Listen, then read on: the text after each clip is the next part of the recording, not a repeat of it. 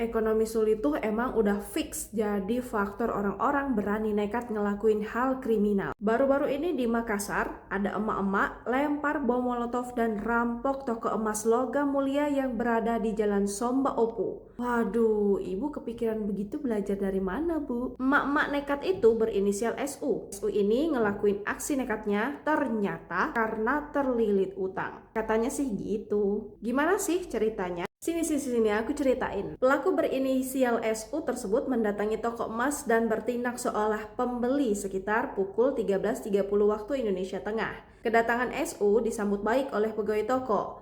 SU lantas meminta sejumlah perhiasan emas dan dimasukkan ke dalam paper bag.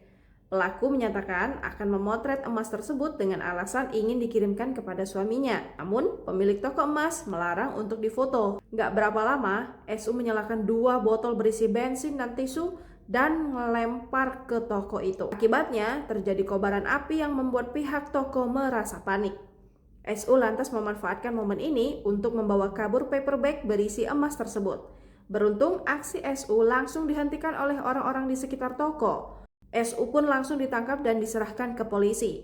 Kemudian seorang pedagang emas kaki lima bernama Awal mengalami luka bakar saat berusaha memadamkan api yang menyala. Awal memastikan pegawai toko tidak mengalami luka akibat insiden ini.